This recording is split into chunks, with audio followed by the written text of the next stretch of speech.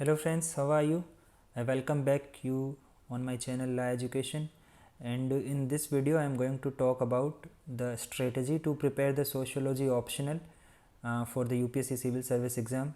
So friends, I am Satyanarayan. I got selected into UPSC in 2018 and I am a 2019 batch IPS officer. And today I am an IPS officer. उसका एक कारण है my score in my sociology optional subject and my decision to take sociology as an optional subject. Why to buy sociology and how I prepared for sociology, that I am going to discuss in this video. But in 2018 exam in which I got selected, my score was 298. So I scored around 300 marks and that was the one major reason that I got through the UPSC exam. And उसके पहले भी जो मैंने exam दिया था 2017 का जो mains दिया था उसमें भी I had a decent score of 265. So now the first question which comes to a UPSC aspirant की ऑप्शनल सब्जेक्ट क्या लेना है.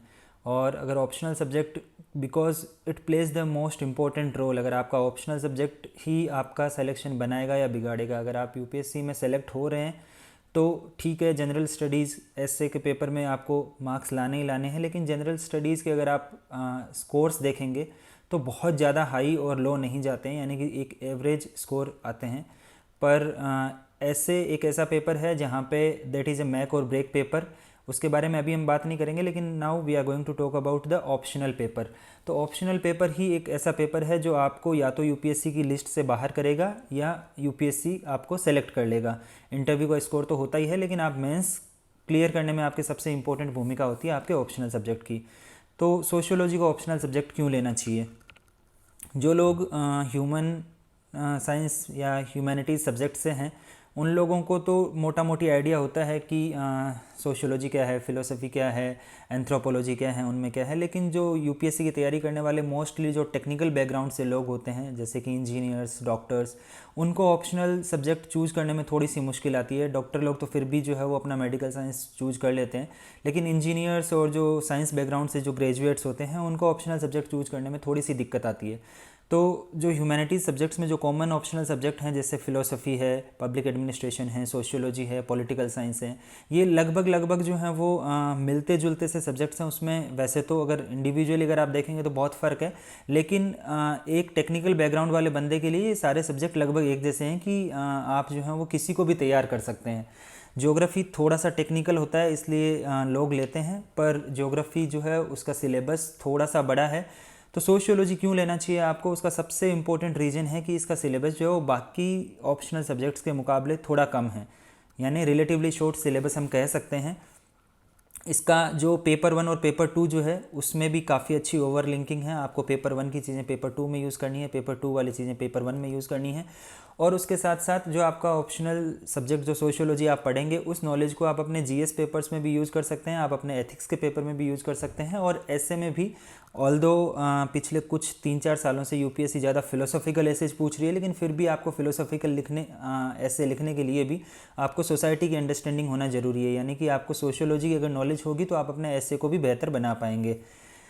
उसके अलावा जो सबसे इम्पोर्टेंट पॉइंट है वो ये है कि इसको जो सोशियोलॉजी जो सब्जेक्ट है या जो सोशियोलॉजी जो सब्जेक्ट मैटर जो है सोशियोलॉजी का, दैट इज़ आवर सोसाइटी. और सोसाइटी को हम जब बचपन से लेकर बड़े होते हैं तब तक हम इसको देखते हैं, तो इतना बहुत मुश्किल नहीं है इसको समझना, क्योंकि सोशियोलॉजी में हम पढ़ते हैं फैमिली के बारे में, हम पढ़ते हैं रिलीजन के बारे में, हम पढ़ते हैं use of caste system in politics. तो ये सब चीज़ें हम जब पढ़ते हैं, सोशल चेंज को पढ़ते हैं कि किस तरह से सोसाइटी में बदलाव आ रहा है, तो ये कोई बहुत ऐसी मुश्किल वाली चीज़ें नहीं है कि जिनको आपको समझने के लिए बहुत hi fi rocket science knowledge की ज़रूरत हो या आपको टेक्निकल चीज़ों की ज़रूरत हो. तो it is an easy to understand subject.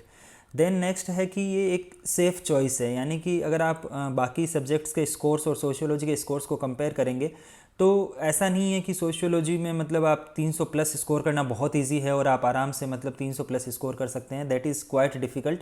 But ऐसा भी नहीं है कि आपने सोशियोलॉजी अगर ठीक ठाक पढ़ा है, यानी कि अगर आपने अच्छी खासी अंडरस्टैंडिंग आपको नहीं भी है, तब भी अगर ठीक ठाक अंडरस्टैंडिंग है तब भी आप 250 से नीचे मतलब नहीं जाएंगे मोस्टली. आपका जो एक ठीक ठाक वाली आंसर्स भी अगर आप लिख देंगे तो आपको 250-260 नंबर मिल जाते हैं। जैसे कि मेरा 2017 में जब मैंने मेंस दिया था तो उस टाइम पे मैंने सोशियोलॉजी बिल्कुल नहीं, उसके पहले मैंने बिल्कुल नहीं तैयार किया था। मेरा प्रीलिम्स जब क्लियर होने वाला था, मुझे लगा था कि हाँ 2017 का प्रीलिम्स क्लियर हो जाएगा, तो उस टाइम पे मैंने सोशियोलॉजी पढ़ना शुरू किया। और वो जो प्री और मेंस के बीच में 2.5-3 महीने 3 महीने का जितना टाइम होता है, उसमें मैंने लगभग 2-2.5 महीना सोशियोलॉजी को दिया था। और वो 2-2.5 महीने की अंडरस्टैंडिंग से जो मेरा फर्स्ट टाइम का जो स्कोर था that was around 265, and in paper 1 I got 138, paper 2 I got around 117। So 265 number मतलब बहुत बुरे नहीं हैं आज के टाइम पे अगर किसी भी ऑप्शनल सब्जेक्ट में देखे जाएँ तो इसलिए I call sociology as a safe choice, यानी कि आप अगर थोड़ा बहुत भी पढ़ लेंगे सोशियोलॉजी को तो आपके बहुत बुरे नंबर नहीं आएंगे, जो कि बाकी अदर सब्जेक्ट्स में होने के चांसेस रहते हैं। उसके अलावा मेरा सोशियोलॉजी ऑप्शनल सब्जेक्ट चूज करने का सबसे इम्पोर्टेंट रीज़न ये था कि जब मैं यूपीएससी की प्रिपरेशन कर रहा था उस टाइम पे I was working in a private company, मेरे पास लिमिटेड टाइम था।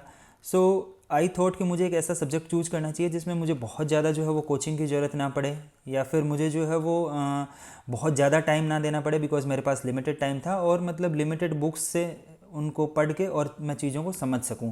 तो इसलिए I thought upon like different subjects. Geography का सोचा, लेकिन ज्योग्राफी का जो सिलेबस बड़ा था तो लगा कि नहीं, इसमें टेक्निकल थोड़ी चीज़ें भी है तो कोचिंग की ज़रूरत पड़ सकती है। एंथ्रोपोलॉजी है वो ऑलमोस्ट सिमिलर सब्जेक्ट है सोशियोलॉजी का। पॉलिटिकल साइंस है वो, पॉलिटिकल साइंस पिछले कुछ 3-4 सालों में ज़्यादा फेमस हो रहा है, बट उसके पहले पॉलिटिकल साइंस भी इतने ज़्यादा लोग नहीं लेते थे। उस टाइम पे लोग पब्लिक एडमिनिस्ट्रेशन ज़्यादा लेते थे। पब्लिक एडमिनिस्ट्रेशन जो है वो थोड़ा सा ज़्यादा थियोरेटिकल है, थोड़ा सा आप कह सकते हैं कि एडमिनिस्ट्रेटिव पॉइंट ऑफ व्यू से वो उसमें थियोरीज़ और वो सब चीज़ें हैं। तो ये सारी चीज़ें देखते हुए मुझे सोशियोलॉजी जो है वो एक सेफ़ ऑप्शनल लगा, और जो कम टाइम में आप अच्छा स्कोर कर सकें ऐसा सब्जेक्ट लगा। तो दैट वाज इम्पोर्टेंट रीज़न कि जो वर्किंग प्रोफेशनल्स हैं, जो लोग काम के साथ साथ जो तैयारी कर रहे हैं, या फिर जिनके पास में लिमिटेड टाइम है, वो लोग जो हैं वो सोशियोलॉजी को अपना ऑप्शनल सब्जेक्ट चूज़ कर सकते हैं। And that was my reason for choosing sociology optional. Next question है कि क्या सोशियोलॉजी को बिना कोचिंग के तैयारी की जा सकती है। तो वैसे तो मोटा मोटी मैं ऑलरेडी आपको हिंट दे चुका हूँ कि यस ऑफ कोर्स सोशियोलॉजी को बिना किसी कोचिंग के, बिना किसी आप एक्सपर्ट की मदद के, या बिना किसी एक्सपर्ट गाइडेंस के, जो बहुत सारी कोचिंग इंडस्ट्री चलती है, उन आप बिना किसी भी कोचिंग को ज्वाइन किए भी आप सोशियोलॉजी जो है वो तैयार कर सकते हैं। हाँ, अगर आपको सोशियोलॉजी बिना कोचिंग के तैयार करनी है तो आपको एक सोशियोलॉजिकल अंडरस्टैंडिंग डेवलप करनी पड़ेगी, एक सोशियोलॉजिकल इमेजिनेशन डेवलप करनी पड़ेगी, और उस फ्रेमवर्क से अगर आप चीज़ों को पढ़ते जाएंगे तो आपके लिए सोशियोलॉजी पढ़ना ज़्यादा इजी हो जाएगा। मार्केट में बहुत सारे नोट्स हैं, बहुत सारी बुक्स हैं, तो उनमें से कौन सी बुक्स पढ़नी चाहिए या कौन सी बुक्स सही में इंपॉर्टेंट है वो तो हम अभी इसी वीडियो में आगे डिस्कस करेंगे। लेकिन मेरा ऐसा मानना है पर्टिकुलरली कि आपको ऑप्शनल सब्जेक्ट कोई भी आपके नोट्स जो हैं वो आपको अच्छे स्कोर दिलाने में हेल्प नहीं कर सकते। बिकॉज़ अगर आपने यूपीएससी का सिलेबस देखा होगा तो यूपीएससी के सिलेबस में आपने नोटिफिकेशन चेक किया होगा तो उसमें साफ साफ लिखा हुआ है कि जो जनरल स्टडीज़ के सब्जेक्ट हैं उनको आप एक बैचलर या जो आपका ग्रेजुएशन वाली जो अंडरस्टैंडिंग है उससे आप कर सकते हैं। लाइक बेसिक अंडरस्टैंडिंग चाहिए होती है, चाहे वो GS 1 2 3 4 कुछ भी हो। लेकिन जो आपका ऑप्शनल सब्जेक्ट है उसमें आपको बैचलर से ज़्यादा और मास्टर्स से कम, यानी कि आप समझ सकते हैं कि अगर आपने MA इन सोशियोलॉजी किया है तो आप वो लेवल आपको ज़रूरत है, उस लेवल के नॉलेज की आपको ज़रूरत है। यानी कि आपने अगर सिर्फ BA इन सोशियोलॉजी किया है, that knowledge is not going to be helpful in your optional subject. तो आपको ऑप्शनल में बैचलर से थोड़ा आगे का नॉलेज चाहिए और मास्टर्स से थोड़ा कम भी नॉलेज होगा तो चल जाएगा। तो इसलिए आपको कोचिंग नहीं करना है, वेल एंड गुड, कोई ज़रूरत नहीं है, लेकिन कुछ इंपॉर्टेंट बुक्स हैं जिनको आपको रेफ़र करना ही करना पड़ेगा, अदरवाइज़ उसके आपका काम नहीं चल सकता। तो जो लोग नए हैं सोशियोलॉजी सब्जेक्ट के लिए, या जिन लोगों ने अभी तक कभी सोशियोलॉजी पढ़ा नहीं है, बेसिकली बहुत सारे लोग 10th क्लास तक सोशियोलॉजी आती नहीं है और फिर उसके बाद में जो है वो बहुत सारे लोग साइंस एजुकेशन या कॉमर्स साइड में चले जाते हैं, तो मे भी कभी भी ज़िंदगी में जो है वो सोशियोलॉजी पढ़ने की ज़रूरत पड़ती नहीं है। तो अगर आप सोच रहे हैं कि आपको सोशियोलॉजी ऑप्शनल लेना है या नहीं लेना है, तो सबसे पहले आप जो 11th और 12th क्लास की जो NCERTs की जो 4 बुक्स हैं, नीचे जो 2 बुक्स दी हुई हैं वो 11th क्लास के, इस फोटो में ऊपर जो 2 बुक्स दी हुई हैं वो 12th क्लास की हैं। तो आप एक बार इन बुक्स को थोरोली पढ़ लें, यानी कि एक कर्सरी ग्लांस के तौर पर पढ़ लें, जैसे सिर्फ नॉर्मल रीडिंग देनी होती है, तो आपको लगभग समझ में आ जाएगा कि आपको सोशियोलॉजी लेना है या नहीं लेना है। अगर आपने डिसाइड कर लिया कि हाँ मुझे सोशियोलॉजी लेना है, तो आपको कौन कौन सी किताबें पढ़नी चाहिए। सबसे ज़्यादा इम्पोर्टेंट जो बुक्स हैं वो हैं एनसीईआरटी की जो ये 4 टेक्स्ट बुक्स जो आपके सामने हैं, क्योंकि ये आपको एक पूरे पेपर 1 पेपर 2 की ओवरऑल अंडरस्टैंडिंग दे देगी। आपको जो बेसिक्स जो होते हैं किसी भी सब्जेक्ट के, वो ये 4 किताबों से आपको मिल जाएगा। तो आपको बहुत ज़्यादा मेहनत शुरू में करने की ज़रूरत नहीं है। आप सबसे पहले इन 4 किताबों को पढ़ डालिए, फिर आप यूपीएससी का सिलेबस देखिए। यूपीएससी के सिलेबस में जब आप देखेंगे तो पेपर 1 और पेपर 2 उसमें एकदम स्पेसिफिक सब्जेक्ट वाइज जो है वो टॉपिक वाइज सिलेबस मेंशन किया हुआ है। तो पेपर 1 जो हैं उसमें टोटल 10 चैप्टर दिए हुए हैं। उनमें से जो पहले 3 चैप्टर हैं उनके लिए आपको दुनिया में ऐसी कोई बुक नहीं है जो वो सारे के सारे टॉपिक्स एक बुक में कवर हो जाएं, या फिर मतलब बहुत कुछ टॉपिक्स तो ऐसे भी हैं उसमें जो पहले शुरू के जो 3 चैप्टर्स हैं वो आपको कहीं किसी बुक में मिलेंगे ही नहीं। आप तमाम 50 किताबें पढ़ डालेंगे सोशियोलॉजी की भी, सोशल थिंकर्स वगैरह की भी, लेकिन आपको वो वाले टॉपिक्स नहीं मिलेंगे। तो उनके लिए सबसे सेफ़ ऑप्शन है कि आप जो ये मैरून कलर वाली जो इंट्रोड्यूसिंग सोशियोलॉजी जो एनसीईआरटी टेक्स्ट बुक देख रहे हैं, इसके शुरू के 2 चैप्टर पढ़ लीजिए। वो शुरू के 2 चैप्टर में उन 3 चैप्टर्स का मोटा मोटी जो सार जो है वो पूरा दिया हुआ है। और उसके बाद में आप टॉपिक वाइज आप गूगल कर सकते हैं, आप जो अच्छे आर्टिकल्स आते हैं उन आर्टिकल से अपनी अंडरस्टैंडिंग को सप्लीमेंट कर सकते हैं। लेकिन पेपर 1 के जो फर्स्ट 3 चैप्टर्स हैं उनके लिए सबसे इम्पोर्टेंट बुक है जो आपकी introducing sociology text book for class 11। मैंने उसी बुक से शुरू में तैयार किया था और फिर उसके बाद में फर्दर नोट्स बना के जो है वो उसमें सप्लीमेंट किया था अपने कंटेंट को, लेकिन the base was introducing sociology वाला 11th क्लास का फर्स्ट बुक। ओके, तो शुरू के 3 चैप्टर तो आपके इस तरह से हो जाएंगे। फिर जो मेजर चंक जो आता है पेपर 1 में, या सबसे ज़्यादा क्वेश्चंस का जो वेटेज रहता है वो रहता है सोशियोलॉजिकल थिंकर्स का, जो चैप्टर 4 है यूपीएससी के सिलेबस में पेपर 1 में। तो इसके लिए जो सबसे अच्छी बुक है वो ये है जॉर्ज रिटजर की सोशियोलॉजिकल थियरी। लेकिन ये जो है वो थोड़ी सी डिटेल्ड बुक है। तो जो 6 थिंकर जो हमारे दिए हुए हैं, Emile Durkheim, Karl Marx, Max Weber, Talcott Parsons, R K. Merton और जी.एच. मीड, तो उनमें से जो शुरू के जो 4 थिंकर हैं आपके Emile Durkheim, Karl Marx, Max Weber और आर.के. मर्टन, इनका आपको जो है वो मोटा मोटी टालकट पार्सन इस बुक में मिल जाएगा। आर.के. मर्टन के बारे में भी इस बुक में मिल जाएगा, लेकिन आपको जी.एच. मीड का इस बुक में नहीं मिलेगा। तो जी.एच. मीड के लिए जो है वो आपको हेरालम्बस में एक चैप्टर दिया हुआ है, आप वो कर सकते हैं। तो सोशियोलॉजिकल थिंकर्स के लिए आप इस बुक को पढ़ सकते हैं, लेकिन इस बुक से आप अपनी अंडरस्टैंडिंग के हिसाब से थोड़े से आपको नोट्स बनाने पड़ेंगे, क्योंकि ये थोड़ी सी डिटेल्ड बुक है। बाकी थिंकर्स को आपको इससे करने की ज़रूरत नहीं है। Now this is the Bible for sociology optional students. अगर आप सोशियोलॉजी की तैयारी कर रहे हैं और अगर आपने इस बुक को नहीं पढ़ा है तो आई कैन गारंटी कि आपका सिलेक्शन नहीं हो सकता। अब एक ही कंडीशन ये हो सकती है कि आपके पास में 2 साल हो तैयारी करने के लिए और आप 2 साल में अपना ऑप्शनल सब्जेक्ट तैयारी करना चाहते हैं, तो एक और इसी तरह की एक और दूसरी बुक है, वो भी हेरालम्बस ने ही लिखी है, लेकिन वो हेरालम्बस ने बाकी और 2 अदर ऑथर्स के साथ लिखी है। उसको ब्लू कलर की हेरालम्बस कहा जाता है मार्केट में, बहुत मोटी है, 1200-1300 पेज की बुक है।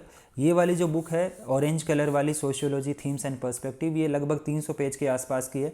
और इससे अच्छी बुक मैंने सोशियोलॉजी पेपर 1 के लिए नहीं देखी है। जो लोग पेपर 1 की तैयारी इस बुक को बेस बना के करते हैं, I have seen them scoring very high marks and I will tell my personal experience. मैंने पेपर 1 के लिए सिर्फ और सिर्फ इस बुक को पढ़ा and I scored 165 in paper 1 when I cleared the exam. So 165, like you can say it was an all India highest marks, और कुछ थोड़ा सा इससे ऊपर मिला होगा लोगों को। Although I got around 140 or 130 in paper 2, but paper 1 के लिए this is the best books. So अगर आप सोशियोलॉजी आपका ऑप्शनल है और आप सोशियोलॉजी ऑप्शनल पेपर 1 में अगर अच्छा स्कोर करना चाहते हैं तो प्लीज़ प्लीज़ प्लीज़ इस बुक को पढ़ डालिए और इस बुक को थोरोली पढ़ डालिए। इस बुक को पूरा शुरू से लेके एंड तक पूरा अच्छे से पढ़ डालिए 2-3 बार, और फिर उसके बाद में उससे अपने नोट्स बना लीजिए। जो इंपॉर्टेंट चैप्टर्स जो सिलेबस में दिए हुए हैं और इस बुक से आपके कवर हो जाएंगे, उसमें आपका सोशियोलॉजिकल थिंकर्स हैं, आपके सोशियोलॉजिकल थिंकर्स आपके इस बुक से कवर हो जाएंगे। हाँ, आप रिटजर से भी पढ़ सकते हैं, लेकिन अगर आप सिर्फ ये बुक पढ़ते हैं तब भी आपके सोशियोलॉजिकल थिंकर्स कवर हो जाएंगे। Chapters on stratification, family that is kinship, religion and politics, आपको इस बुक के अलावा कहीं जाने की ज़रूरत ही नहीं है। पेपर 1 में इतना सफिशिएंट कंटेंट इस बुक में दिया हुआ है कि जो आपका आधा पेपर 1 है वो सिर्फ इसी बुक से हो जाएगा। जो एक टॉपिक जो इस बुक में नहीं मिलता है वो है थियोरीज ऑफ सोशल चेंज, यानी कि जो 10th चैप्टर है पेपर 1 का, वो आपको इस बुक में नहीं मिलेगा। इस बुक में आपको कर्सरी ग्लांस पे ही उसके बारे में रेफरेंस मिलेगा, लेकिन आपको वो इन टोटलिटी नहीं मिलेगा। उसके लिए आप ये कर सकते हैं कि आप उसको इंटरनेट पे theories of social change search कर सकते हैं, जो अच्छे आर्टिकल्स आते हैं आप उनसे पढ़ सकते हैं, बहुत ज़्यादा नहीं है। थ्योरीज ऑफ सोशल चेंज में 4-5 थ्योरीज है, और फिर उसके बाद में use of technology in social change और इस तरीके की चीज़ें हैं, जो कुछ वेस्टर्न थ्योरीज़ हैं। तो इस तरीके से आप इसको गूगल कर सकते हैं। बाकी उसके अलावा आपका मोस्टली कंटेंट जो पेपर 1 का है वो इस बुक से आपका कवर हो जाएगा। So this is the most important book for sociology optional people. अब बात करते हैं पेपर 2 की। पेपर 1 बहुत ज़्यादा मुश्किल नहीं होता है सिलेबस कवर करना। पेपर 1 में आपको रेफरेंस मटेरियल मिल जाता है, आपको बुक्स मिल जाती है, और जैसा सिलेबस में दिया हुआ है टॉपिक्स उसी तरीके से आपको मिल जाता है। लेकिन paper 2 is not an easy in sociology, ये इतना आसान नहीं है प्रिपेयर करना। तो इसके लिए जो आपको आपकी जो तैयारी है उसको, जैसा सिलेबस 3 टुकड़ों में दिया हुआ है, पहला है इंट्रोडक्शन टू इंडियन सोसाइटी, उसमें आपके जो इंडियन थिंकर्स हैं like G.H. Ghurye, M.N. Srinivas, Andre Beteille, A.R. Desai, इनका इंडियन सोसाइटी को लेकर क्या व्यू था वो पेपर 2 के पार्ट 1 में है, that is introduction to Indian society. Second है सोशल स्ट्रक्चर, यानी कि इंडिया में विलेज कम्युनिटी जो है उसका स्ट्रक्चर क्या है, इंडिया में कास्ट सिस्टम जो है उसका स्ट्रक्चर क्या है, इंडिया में जो एग्रेरियन सोसाइटी है उसका स्ट्रक्चर क्या है। तो सेकंड पार्ट जो है इस पेपर का, that deals with the structure part, यानी कि उसमें बहुत ज़्यादा डायनेमिक चीज़ें नहीं हैं। लेकिन जो पार्ट 3 है that is the most important part, social change in India, और पेपर में आपका लगभग 60 to 65% वेटेज जो है वो सोशल चेंज इन इंडिया यानी कि लास्ट पार्ट ऑफ पेपर 2 से आता है। और इसमें जो है आपका लगभग मोस्टली सारे क्वेश्चन इसी पार्ट से आते हैं। लेकिन इसके लिए आपको कोई एक टेक्स्ट बुक नहीं मिलेगी कि जहाँ से आपके सारे टॉपिक कवर हो जाएं। जो पेपर 2 के लिए सबसे इम्पोर्टेंट सिलेबस या आप कह सकते हैं कि सब्जेक्ट मैटर जो हैं वो हैं इग्नू के जो नोट्स हैं। आप गूगल में सर्च करिए इग्नू सोशियोलॉजी ऑप्शनल, या आप सोशियोलॉजी डाल दीजिए और उनका मटेरियल डाल दीजिए। इग्नू ने जो है वो सबसे अच्छा मटेरियल बनाया है, बिकॉज़ जो एक जिसने कभी भी सोशियोलॉजी नहीं पढ़ा है वो उन लोगों के लिए बनाया है। तो आप इग्नू के नोट्स जो हैं वो उनको रेफ़र कर सकते हैं। मेरी पेपर 2 की जो मोस्टली मोटी तैयारी थी वो इग्नू के मटेरियल पे ही बेस्ड थी। उसके अलावा 2 और टेक्स्ट बुक्स हैं जो राम आहूजा ने लिखी हैं। एक है सोसाइटी इन इंडिया, इससे आपका सोशल स्ट्रक्चर वाला पार्ट हो जाएगा। दूसरा है सोशल प्रॉब्लम्स इन इंडिया, इससे आपका जो है पार्ट 3 जो है पेपर 2 का वो इससे आपका कवर हो जाएगा। लेकिन इन बुक्स के साथ एक दिक्कत है, इन बुक्स के साथ दिक्कत ये है कि ये थोड़ी आउटडेटेड बुक्स हैं। इनमें डेटा जो है वो आपको पुराना मिलेगा, यानी कि आपको इसमें अगर आप फैमिली पे अगर डेटा में आप देखेंगे तो वो मे बी आपको 60s 70s या 80s का डेटा मिलेगा, उसके बाद का डेटा इसमें अपडेट नहीं हुआ है। तो ये थोड़ी सी पुरानी बुक्स हैं। लेकिन जो यूनिवर्सिटीज़ में जो सोशियोलॉजी के जो स्टूडेंट्स होते हैं मोस्टली इन बुक्स को रेफ़र करते हैं।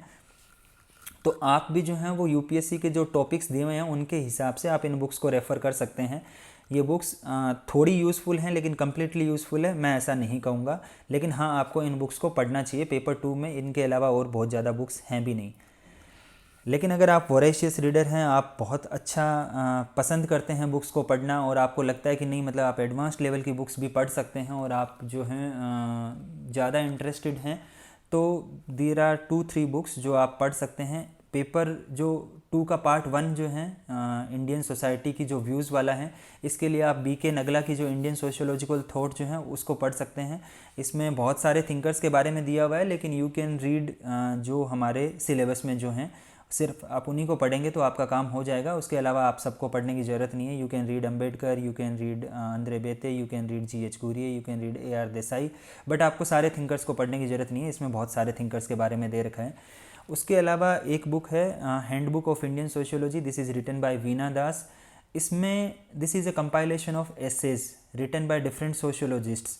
तो आपके जो सिलेबस में जो टॉपिक्स हैं उन टॉपिक्स से मिलते जुलते जो एसेज हैं आप उनको पढ़ सकते हैं। There are around 20 to 22 essays in this book. उनमें से लगभग 15 के आसपास ऐसे हैं जो आपको हेल्प करेंगे। लेकिन दिस इज़ एडवांस्ड सोशियोलॉजी, अगर एक बार आपके बेसिक्स हो जाएं तभी आपको ये बुक समझ में आएगी, अदरवाइज़ आपका इससे हाथ जल जाएगा, आपको ये बुक समझ में नहीं आएगी।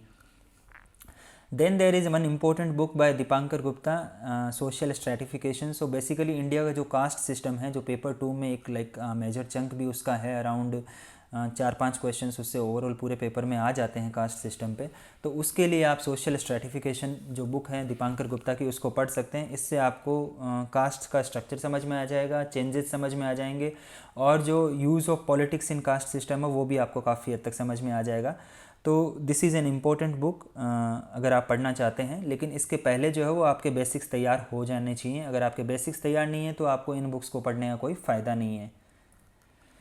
अब बात करते हैं कि आपको क्या ऐसा करना चाहिए या किस तरीके से आपकी तैयारी करनी चाहिए। आपको बुक्स भी पता चल गई, आपने ये भी मन बना लिया कि मुझे ऑप्शनल जो है वो सोशियोलॉजी रखना है, और आपने बुक्स भी खरीद ली मार्केट से। अब आपको उनको पढ़ना कैसे हैं। तो पेपर 1 और पेपर 2 में थोड़ा सा फ़र्क है उनको पढ़ने का।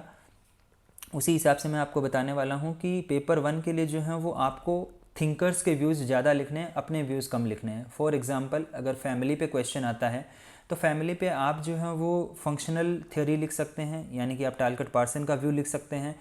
आप उसको कॉन्ट्राडिक्ट करने के लिए मार्क्सिस्ट थ्योरी लिख सकते हैं। आप जो डिफरेंट मार्क्सिस्ट थिंकर्स हैं या कार्ल मार्क्स ने फैमिली के बारे में जो थ्योरी दी है, आप उनको लिख सकते हैं। लेकिन आपको बहुत ज़्यादा अपने व्यूज़ लिखने की इसमें ज़रूरत नहीं है। बहुत सारे लोग क्या करते हैं कि हाँ मतलब पढ़ लिया और फिर उसके बाद में पेपर में अपने व्यूज़ लिखने लगते हैं कि हमारी सोशियोलॉजी की अंडरस्टैंडिंग ये है। पेपर 1 जहाँ तक मेरा मानना है that is static in nature, और इसके लिए जो है वो आपको अपने व्यूज़ लिखने की ज़रूरत नहीं है। आपको जो थिंकर्स ने जो चीज़ें सोची है आपको वही लिखने की ज़रूरत है। इमाइल डरखाइम को अगर रिलीजन पे कुछ लगा है तो you need to write that, ना कि आपको अपनी रिलीजन वाली थ्योरी लिखनी है। बिकॉज हम लोग सोसाइटी में बड़े होते हैं, शुरू से जो है वो थोड़ी चीज़ें ये हमें आती है, तो ये कहीं ना कहीं सोशियोलॉजी का एक नेगेटिव एस्पेक्ट भी है कि क्योंकि हमें बहुत सारी चीज़ें कॉमन सेंस से पता होती है, इसलिए हम जो है अपने कॉमन सेंस वाले आंसर्स लिखने लग जाते हैं, जबकि वो हमें ऐसा नहीं करना चाहिए। हमें अपने कॉमन सेंस वाले आंसर्स नहीं लिखने चाहिए, हमें जो है वो सोशियोलॉजिकल आंसर्स लिखने चाहिए।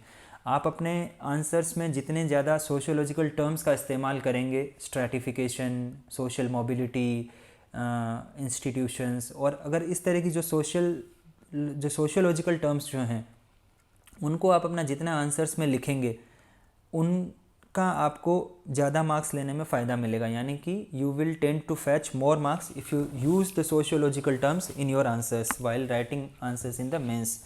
एंड थर्ड चीज़ जो आपको आउटस्टैंडिंग बनाएगी that is you have to write examples from the Indian society while writing answers for paper 1।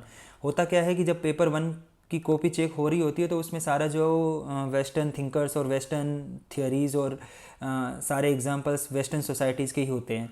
तो जो आदमी इंडियन सोसाइटी के एग्जांपल्स उसमें लिखेगा उसको थोड़े से एक्स्ट्रा मार्क्स मिलेंगे। बिकॉज दो चीज़ें हैं, पेपर 1 जो है वो मोस्टली वेस्टर्न थ्योरीज़ हैं, तो आप उन वेस्टर्न थ्योरीज़ को इंडियन सोसाइटी में कैसे अप्लाई करते हैं उससे आपका पता चलता है कि आपका सोशियोलॉजिकल इमेजिनेशन कितना है। दूसरा, आप पेपर 1 और पेपर 2 को कितना लिंक कर पाते हैं ये भी कॉपी चेक करने वाले को पता चलेगा। तो अगर आप इंडियन सोसाइटी के एग्जाम्पल पेपर 1 में लिखेंगे तो you will definitely get good marks और more marks than the others. That is my personal experience. I scored 165 because I followed this pattern. Then paper 2 के लिए जो है वो बिकॉज कोई एक स्टैंडर्ड टेक्स्ट बुक है नहीं, तो आपको ये करना पड़ेगा कि जो आप सबसे पहले ये देखिए कि आपने NCERTs को थोरोली अंडरस्टैंड कर लिया। अगर आप थोरोली NCERT को समझ लेते हैं देन फिर आप ये करिए, आप UPSC का पूरा सिलेबस उठाइए पेपर 2 का, और उसके टॉपिक वाइज जो है वो पहले आप इग्नू से पढ़ डालिए, इग्नू में जितना दिया हुआ है, और फिर उसके बाद में जो एडवांस्ड बुक्स जो हैं आप उनको पढ़िए, और आप जो हैं वो अपने स्पेसिफिक खुद के नोट्स बनाइए। आपको किसी के नोट्स पे रिलाई करने की ज़रूरत नहीं है, आप अपने नोट्स बनाइए और उन नोट्स में जो है वो किसी भी पर्टिकुलर टॉपिक पे 3, 4 या 5 से ज़्यादा मतलब आप थिंकर्स का व्यू अपने नोट्स में मत रखिए। बिकॉज जब आप बहुत ज़्यादा थिंकर्स का व्यू रखते हैं कि फ़लाँ बंदे ने ये कहा, फ़लाँ बंदे ने ये कहा, according to him this, according to him that, तो फिर जो है वो आपका आंसर ऐसा लगता है बहुत मैकेनिकल आंसर है, आपने खुद अपनी अंडरस्टैंडिंग नहीं लिखी है, आपने जो है वो पूरा थिंकर्स ने क्या सोचा वही लिख दिया। जबकि पेपर 2 में जो है वो आपकी अंडरस्टैंडिंग पूछी जाती है। पेपर 1 में आपको थिंकर्स के व्यूज़ ज़्यादा लिखने हैं, पेपर 2 में थिंकर्स के व्यूज़ को कम लिखना है, आपकी अंडरस्टैंडिंग को ज़्यादा लिखना है, और जो आप आंसर्स लिख रहे हैं उनको थिंकर्स के स्टेटमेंट से सप्लीमेंट करना है, ना कि आपको थिंकर्स के ही आंसर्स लिखने हैं। And in paper 2 because there is more scope to write your understanding of the society, तो आप जो हैं जो करंट अफेयर्स में जैसे न्यूज़पेपर्स में कुछ आर्टिकल्स आते हैं, या फिर अगर आप एक बार सिलेबस के गो थ्रू हो जाएंगे तो आपको पता चल जाएगा कि क्या क्या चीज़ें जो है वो सोशियोलॉजी में एग्ज़ाम में पूछी जा सकती है। तो आप जो न्यूज़पेपर में चीज़ें आती है, जो करंट के एग्जाम्पल्स है, जो गवर्नमेंट की स्कीम्स हैं, आप जो इंडियन सोसाइटी वाला पार्ट है उसको भी पेपर 2 में आप यूज़ कर सकते हैं। तो this is like broad strategy to prepare paper 1 and paper 2. Now, an overall analysis of the sociology optional subject. तो I have already told paper 1 is more static, direct questions आते हैं, straight forward उनके answers हैं, आपको बहुत ज़्यादा जो है वो इधर उधर जाने की ज़रूरत नहीं है। अगर क्वेश्चन आ रहा है सोशियोलॉजी एंड कॉमन सेंस, तो आपको सोशियोलॉजी एंड कॉमन सेंस पे एक लाइक स्टेटिक 2-3 पेज का राइटअप होगा, आप वही सेम एग्जाम्पल्स, वही सेम चीज़ें आंसर्स में लिख देंगे तो आपको नंबर मिल जाएंगे। पेपर 1 जो है वो रिलेटिवली मोर स्कोरिंग है, एटलीस्ट मैं अपने पॉइंट ऑफ व्यू से तो कह सकता हूँ कि मैंने 3 बार एग्ज़ाम दिया, तीनों बार जो है मेंस एग्ज़ाम, और तीनों बार मेरा जो पेपर 1 का स्कोर था that was higher then paper 2. And I have also talk to some of my friends who had sociology optional, तो उनका भी यही एक्सपीरियंस है कि पेपर 1 में स्कोर करना ज़्यादा ईजी है। Paper 2 that is more dynamic, and जो क्वेश्चंस हैं वो ऐसे क्वेश्चंस भी पूछ लिए जाते हैं जिनका आपको लगेगा ही नहीं कि ये कहाँ इनमें सोशियोलॉजी है, और आपको लगेगा कि ये तो मतलब आउट ऑफ सिलेबस टाइप के क्वेश्चंस हैं। तो पेपर 2 में ज़्यादा स्कोप है इस तरह के क्वेश्चंस पूछने का, और आपको अपने आंसर्स में जो है वो सोशियोलॉजिकल इमेजिनेशन और जो आपकी सोशियोलॉजिकल अंडरस्टैंडिंग है, अगर उसके साथ आप आंसर्स लिखेंगे तो आप पेपर 2 में भी अच्छा स्कोर कर सकते हैं, बिकॉज आपको चीज़ों को लिंक करना है, उसमें जो सोसाइटी में चीज़ें जो हो रही है आपके सामने उनको सोशियोलॉजिकल कॉन्सेप्ट्स के साथ लिंक करना है। Then now one last final comment about the sociology optional. बहुत सारे लोगों को लगता है कि हम किसी पर्टिकुलर टीचर के नोट्स पढ़ लेंगे, मार्केट में फ़लाँ टीचर हैं, फ़लाँ कोचिंग है, उनके नोट्स पढ़ लेंगे और हमारा 300 स्कोर हो जाएगा सोशियोलॉजी में। That is not going to happen. आपको किसी भी एक पर्टिकुलर टीचर के नोट्स पढ़ के 300 नंबर नहीं आने वाले हैं। दूसरा, कुछ आजकल मार्केट में ऐसी बुक्स भी हैं जो क्लेम करती हैं कि उन्होंने पूरा सब कुछ कवर कर लिया है। वेल एंड गुड, वो किसी के notes in the form of book हो सकते हैं, लेकिन आपको सोशियोलॉजी में या किसी भी पर्टिकुलर ऑप्शनल सब्जेक्ट में अगर अच्छा स्कोर करना है तो आप किसी पर्टिकुलर 1 या 2 बुक्स पे रिलाई नहीं कर सकते। आपको अपने आंसर्स डेवलप करने पड़ेंगे, आपको अपना कंटेंट डेवलप करना पड़ेगा, आपको अपने एग्जांपल्स डेवलप करने पड़ेंगे, तभी आपका जो आंसर है वो बाकी लोगों से अलग दिखेगा and you will fetch more marks. So thank you so much guys for watching the video. अगर आपने आखिर तक वीडियो देख लिया है, अगर आपको लगता है कि आप सोशियोलॉजी ऑप्शनल की तैयारी करने वाले हैं, या कुछ जो मेरे फ्रेंड्स जो सोशियोलॉजी ऑप्शनल की तैयारी ऑलरेडी कर रहे हैं, आपको लगता है कि ये वीडियो अगर हेल्पफुल है तो आप बाकी लोगों के साथ शेयर भी कर सकते हैं इसको। अगर अभी तक आपने चैनल नहीं सब्सक्राइब किया है तो I request you to subscribe to the channel. आप नोटिफिकेशन भी ऑन कर सकते हैं, and please share this video with others also, so that those who are either thinking to take sociology as a optional, या जो sociology optional के साथ तैयारी कर रहे हैं, उनको मेरा एक्सपीरियंस जो है वो काम आ सके। I scored around about 260 in all 3 attempts, but in attempt of 2018 exam जब मेरा सिलेक्शन हुआ था, आई गोट 298. So that is a very decent score, and उसी की वजह से today I am an IPS officer. Thank you so much guys for watching the video till the end. Have a nice day.